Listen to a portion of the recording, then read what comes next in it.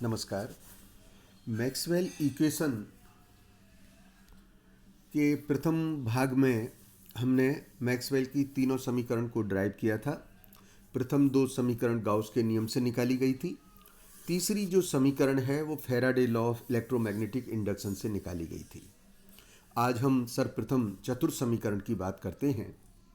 देखा जाए तो मैक्सवेल की जो चतुर्थ समीकरण है उसका डिफरेंशियल फॉर्म, उसका integral form basically ampere Maxwell law के नियम से निकाला जाता है। अर्थात एम्पियर का जो संशोधित नियम है जिसे मैक्सवेल के द्वारा किया गया हम उससे ज्ञात करते हैं। और इस नियम के अनुसार किसी बंद पथ के लिए चुंबकीय प्रेरण B का रेखीय समाकलन close path line integral of magnetic field B क्या होगा? बंद पथ के द्वारा घेरे गए क्षेत्र से गुजरने वाली कुल धारा। जब हम कुल धारा की बात कर रहे हैं तो इस कुल धारा में कंडक्शन करंट भी है और डिस्प्लेसमेंट करंट भी है। Conduction current plus displacement current दोनों मिलके कुल धारा कहलाएगी। इसलिए हम कह सकते हैं कि एम्पियर के संशोधित मैक्सवेल नियम के द्वारा किसी बंद पथ के लिए चुंबकीय प्रेरण का रेखीय समाकलन का जो मान है वह बंद पथ के द्वारा घेरे गए क्षेत्र से गुजरने वाली कुल धारा अर्थात चालन प्लस विस्थापन धारा का म्यू जीरो टाइम्स होता है। अर्थात हम लिख सकते हैं close path line integral is equals close path line integral of magnetic field B is equals to mu zero I, that is mu zero integral of J plus D D by D T of DS। अब हम इस समीकरण में left hand side में Stokes प्रमेय का प्रयोग करते हैं और स्टोक्स प्रमेय का प्रयोग करने पर हमें इंटीग्रल प्राप्त होता है surface integral curl of B dot DS is equals to mu zero J plus D D by D T of DS। आप देख रहे हैं दोनों तरफ सरफेस इंटीग्रल है। हम इस फॉर्म को इंटीग्रल फॉर्म कहेंगे।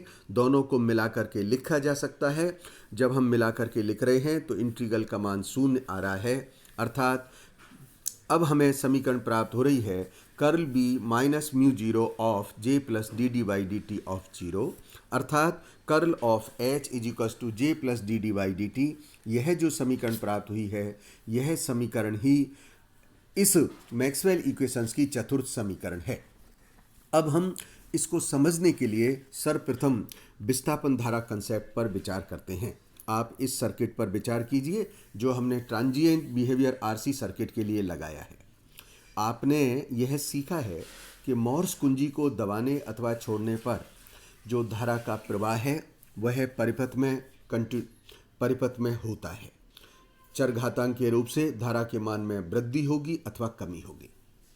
परंतु हमने इलेक्ट्रिसिटी के फंडामेंटल लॉ में ये सीखा है कि धारा प्रवाह के लिए कंटिन्यूटी होनी चाहिए। अब ये कैपेसिटर की प्लेट है जिसके बीच में निर्वात है अथवा डाइलेक्ट्रिक मीडियम है तो कंटिन्यूटी ब्रेक हो रही है, धारा प्रवाहित नहीं होनी चाहिए लेकिन फिर भी धारा प्रवाहित हो रही है।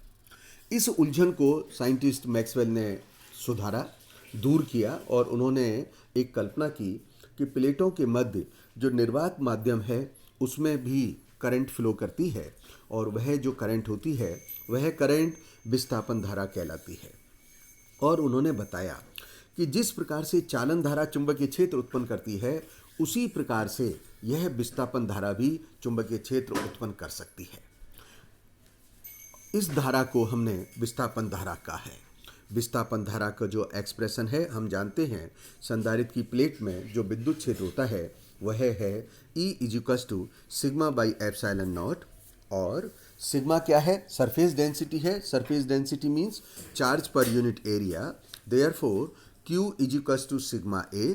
सिग्मा का मान E की समीकरण से लिख सकते हैं और हमें Q का मान प्राप्त हो जाता है एप्सिलॉन नॉट E A। आवेश प्रवाह की दर को धारा कहते हैं। धारा का मान यहाँ से निकाला जा सकता है और धारा का मान हमें प्राप्त होता है I is equals to epsilon naught A DE by dt। Current density निकालना चाहते हैं। Current density is amount of current flowing per unit area, so J become I by A। So this expression is equals to epsilon naught dE by dt. So it becomes dd by dt. D is displacement vector which is equals to epsilon naught E. Here JD is said to be displacement current density. So displacement current density का जो मान निकल के आता है वह मान हो गया है dd/dt।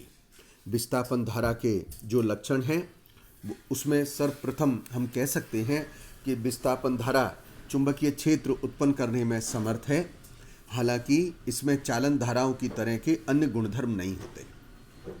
यह विस्थापन सदिश के समय के साथ परिवर्तन की दर के बराबर होती है।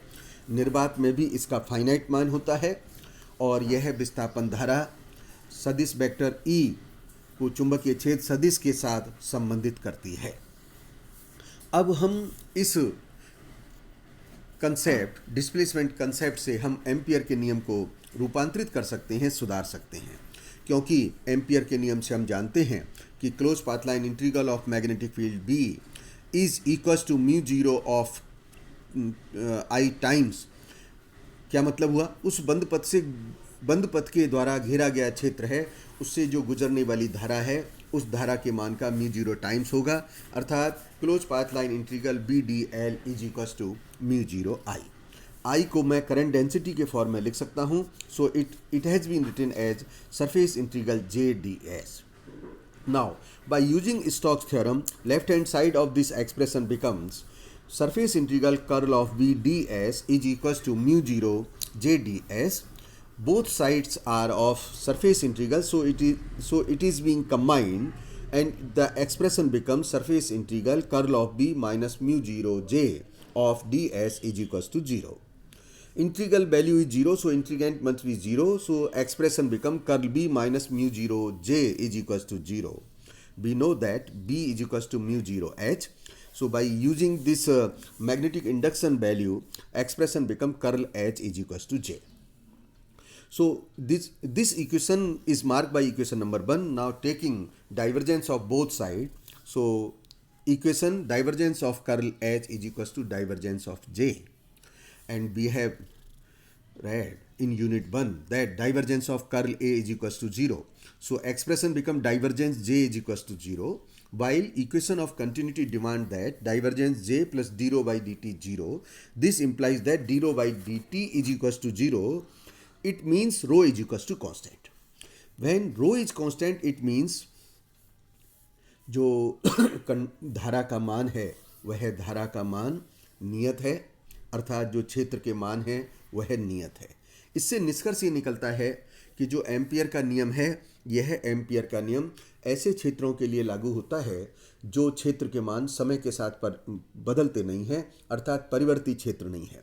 मैक्सवेल ने इसमें सुधार किया और मैक्सवेल ने इस नियम को परिवर्ती क्षेत्रों के लिए भी लागू किया, और उन्होंने बताया कि परिवर्ती क्षेत्रों के लिए लागू करने के लिए हमें सिर्फ एक काम करना है कि curl of H is equal to J आ रहा है, उसमें हम J डैश जोड़ दें, और J डैश जोड़ने पर जो कुछ J डैश होगा वो स्वतः ही प्रकट होगा।